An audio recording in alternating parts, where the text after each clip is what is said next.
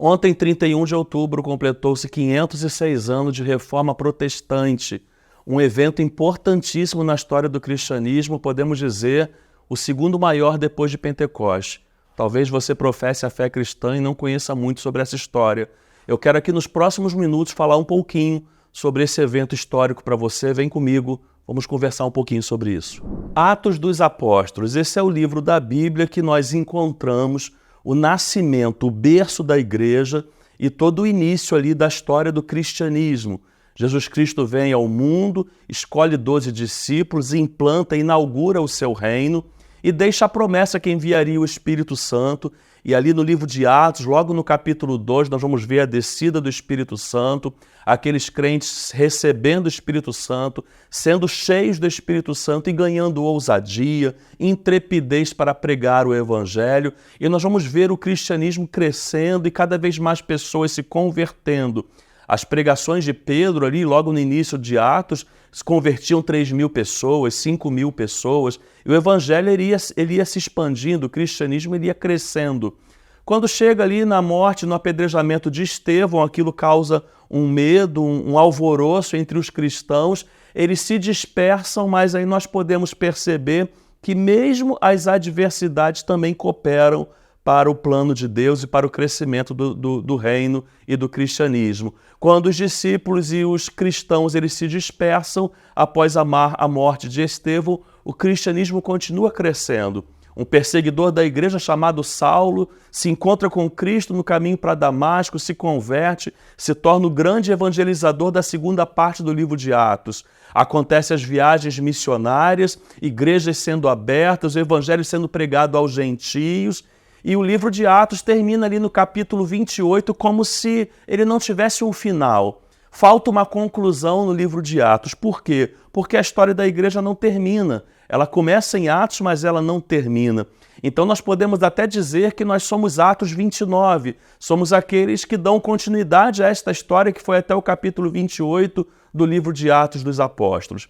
E aí nós, quando olhamos ali para todo o desenvolvimento da história do cristianismo, nós vamos ver 3 séculos de muita perseguição. Os 3 primeiros séculos, muita perseguição, derramamento de sangue. Nós vamos ver, por exemplo, o episódio em que Nero coloca fogo em Roma e coloca a culpa nos cristãos, e há muita morte, muito derramamento de sangue. Nós vamos ver a inauguração do Coliseu, onde vários cristãos são mortos, jogados como comida para os leões, para que milhares de pessoas pudessem assistir. Nós vamos ver João exilado na ilha de Patmos, com uma forte perseguição marcando a igreja, e ele recebendo a revelação de Deus a respeito de tudo aquilo que iria acontecer no final dos tempos, e uma grande perseguição toma conta da igreja. Só que, para a surpresa de muitos, quanto mais forte a perseguição e quanto mais sangue é derramado, mais esse cristianismo, mais esse evangelho se espalha, ao ponto de chegarem a dizer que o sangue dos cristãos era a semente do evangelho,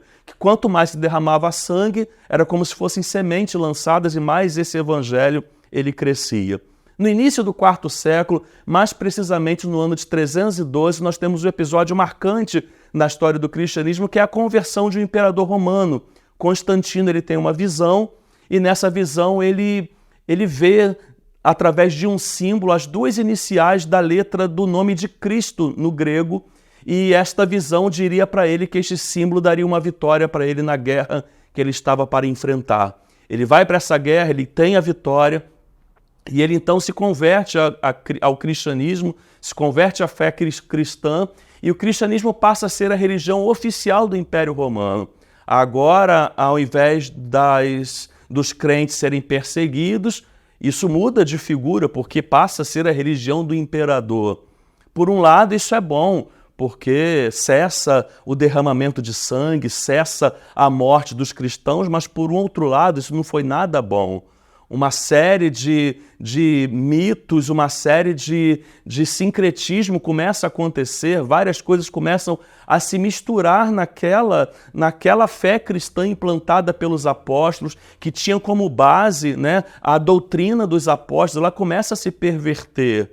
Começa a acontecer a devoção a santos, a imagens, a Maria começa a ser vista como intermediadora e várias outras questões, purgatório, purgatório, tudo isso começa a ser inserido na fé cristã, aquela fé implantada pelos apóstolos, que podemos dizer que era mais genuína, mais pura ali no início do livro de Atos. Isso vai séculos após séculos sendo deturpada. Até que nós chegamos no século XV, e aí nós temos ali um cenário onde um papa chamado Leão X, ele precisa construir uma basílica, precisa arrecadar dinheiro, e ali, irmãos, nós já temos um cenário de afastamento da igreja total, aquilo que foi iniciado um dia por Jesus Cristo e pelos discípulos. Indulgências, penitências, a Bíblia havia sido tirada das pessoas, sobretudo aquelas mais leigas, e há um afastamento total daquilo que foi ensinado por Jesus e que havia sido dado continuidade pelos seus apóstolos. E aí, nesse cenário, nesse movimento, o Espírito Santo de Deus começa a usar um homem. Esse homem se chama Martinho Lutero. Ele era um monge agostiniano, alguém que tinha certas dificuldades até em relação a si mesmo, em relação a entender a fé cristã, alguém que todas as vezes que cometia um pecado, marcava o seu próprio corpo, tentava punir a si mesmo, porque havia todo um afastamento das Escrituras. Então Martinho Lutero, que era alguém que tinha acesso à Bíblia Sagrada, lendo a carta de Paulo aos Romanos, mais precisamente no capítulo 1, no versículo 17, que diz que o justo viverá pela fé. Esse homem ele é usado pelo Espírito Santo de Deus para começar a criar um inconformismo em relação a tudo aquilo que a igreja, aquela igreja que um dia havia sido iniciada no livro de Atos, tendo como base a doutrina dos apóstolos. Martinho Lutero começa a criar uma inquietação em relação a tudo aquilo que estava acontecendo. E ele é alguém que dá início a um movimento chamado Reforma Protestante. Então, no dia 31 de outubro de 1517, Martinho Lutero tem a ousadia, mais do que a coragem, ele tem a ousadia de ir no castelo de Wittenberg, na Alemanha, e afixar ali 95 teses bíblicas que desconstruíam tudo aquilo que a igreja, ao longo de 15 séculos, havia feito, que a afastava da palavra de Deus. Isso foi um movimento muito forte. A gente está falando de um cenário, de uma época onde não se tinha a mídia que nós temos hoje. Então era comum as pessoas irem até esse castelo para que elas encontrassem informações. Por que o castelo de Wittenberg? Por que logo ali? Porque ali era um local que havia uma cultura onde as pessoas iam ali para que ali elas recebessem notícias, lessem algum cartaz que era fixado. E Martinho Lutero fixa 95 teses bíblicas contra tudo aquilo que a igreja estava fazendo. Indulgências, penitências, homens perdoando pecados ou cobrando para perdoar pecados, as bulas papais, que naquela época ela tinha uma infalibilidade, que tudo aquilo que o Papa escrevesse ela tinha poder de escritura e era tratado como infalível. Purgatório, doutrina de purgatório, adoração a imagens, tudo aquilo que afastou a igreja dos princípios implantados pelos apóstolos. Martinho Lutero escreve 95 teses e cola na porta desse castelo. Depois nós temos um movimento que nós podemos dizer que é uma segunda geração de reformadores. E essa segunda geração de reformadores, eles pegam essas 95 teses e resumem em 5 pontos principais da Reforma Protestante. 5 solas, porque é usada a palavra no latim, mas são 5 pontos, 5 fundamentos. Somente Cristo, somente a fé, somente a Escritura, somente a graça e a Deus somente a glória. Então, se nós fôssemos resumir aqui as 95 teses que Martinho Lutero afixou nas portas do castelo de Wittenberg, na Alemanha, nós podemos resumir nesses 5 somentes, nesses 5 fundamentos. E é a partir disso que começam a haver vários movimentos da Reforma, e entre esses movimentos vão surgindo as igrejas históricas. A igreja anglicana, a igreja luterana, a igreja presbiteriana, a igreja batista, no qual nós fazemos parte.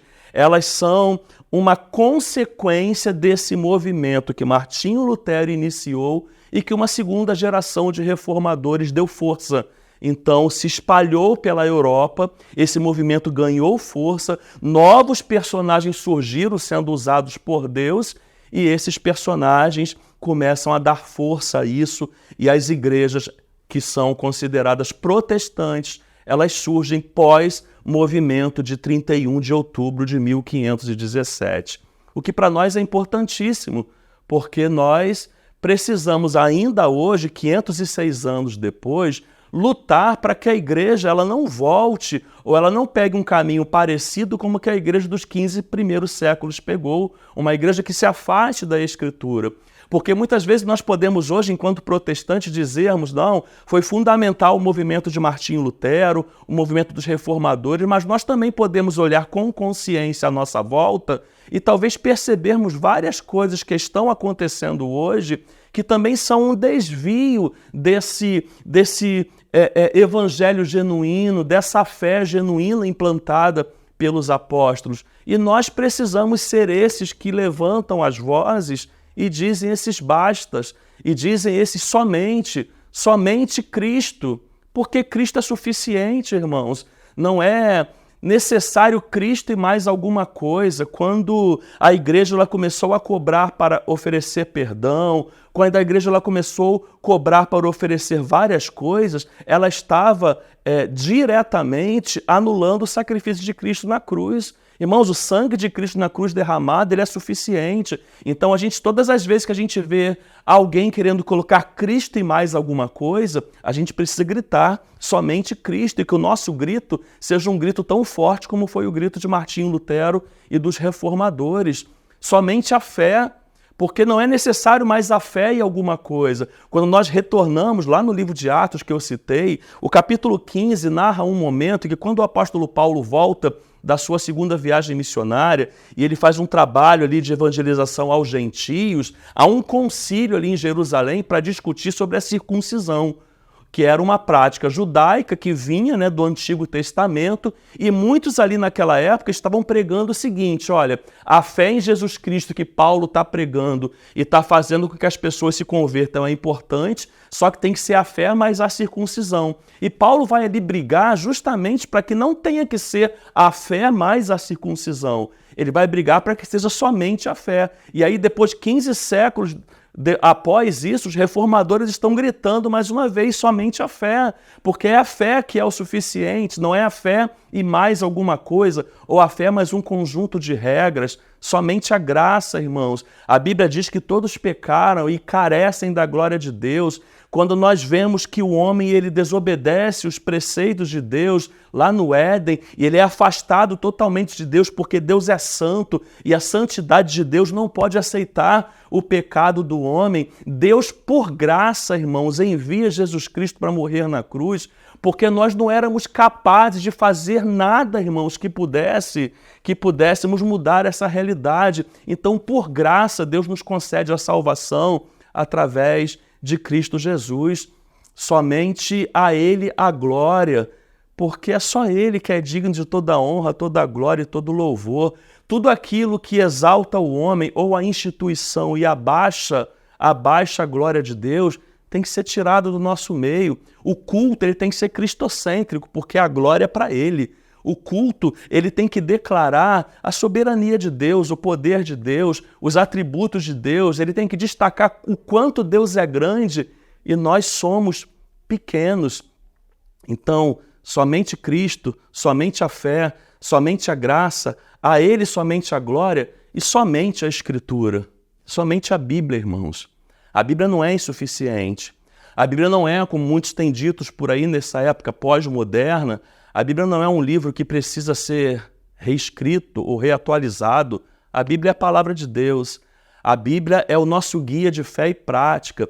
A Bíblia, irmãos, é a palavra de Deus que tem poder intrínseco, porque nós, quando a lemos, é ela que nos lê.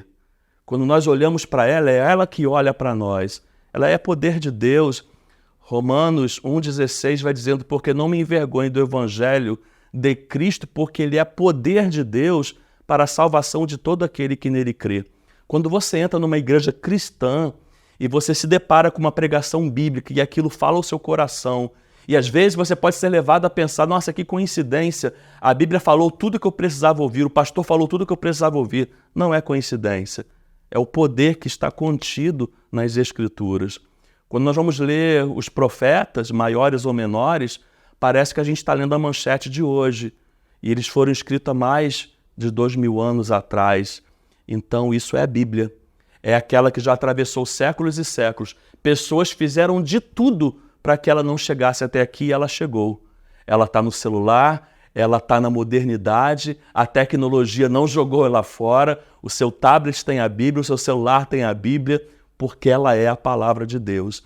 Então que nesse 31 de outubro de 2023, 506 anos após a Reforma Protestante, a gente não se esqueça, somente a Escritura, somente a fé, somente Cristo, somente a graça e a Ele somente a glória. E mais do que isso, que a gente seja tal como esses homens que foram capazes de colocar a sua vida em risco para declarar as verdades do Evangelho.